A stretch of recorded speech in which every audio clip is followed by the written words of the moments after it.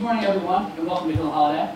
My name is Tyler Hissey. I'm an associate content editor here at Hill, and I work on the Major League Baseball account. We're really excited about what we can do in terms of adapting content strategies for our clients here at Hill Holiday, because we look at content as the new frontier of advertising.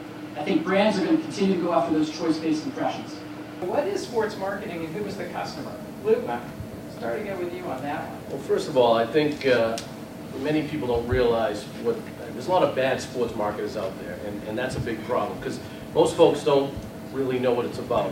I think if you ask most people, they say, oh, it's signage in stadiums, it's promotions, it's all these different vehicles that you see, and it's the face of sports marketing. But the reality of it is, there's two components. You have a business-to-consumer component and a business-to-business component. And if you're going business to business, you're a team or a venue trying to get a sponsor, your job is not to sell people signage. Your job is to help people do business. And that's it. Now, you use these mechanisms to recognize revenue and to utilize them to help people get things done, but it's not about selling signage. That's transactional. It's about creating programs, listening, like these guys did here at Hill Holiday. They went to MLB, they listened to what they had to say, they found out it was an old sport and it's a regional sport, which are dead on. Unfortunately, you're never going to beat the NFL because it's just the NFL is on TV every weekend, every Sunday, mostly, once a week. It's people stop everything. It's an event. 162 games, you're never going to become an event. But beside that, you listen, you know what they needed, and that's what sports marketing is on the business-to-business side. On the business-to-consumer side, it's understanding your fans, knowing what they want, knowing how to engage with them and drive them to come. Because guess what? If you think wins and losses are your marketing plan, you're mistaken. Most teams lose more than they win, right?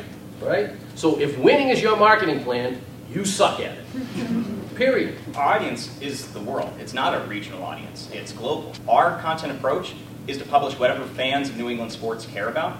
That's always not going to be about New England sports. It's going to be about anything in general.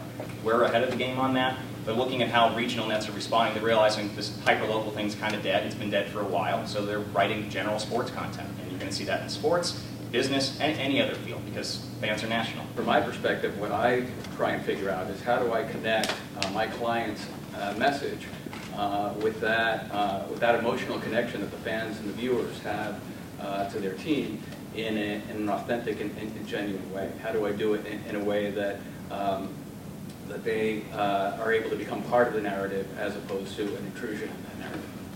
I think that when you're a lead, three issues you have to pay attention to. It's sort of three pillars there as well, and it's brand, it's social entrepreneurship and innovation connected with social media.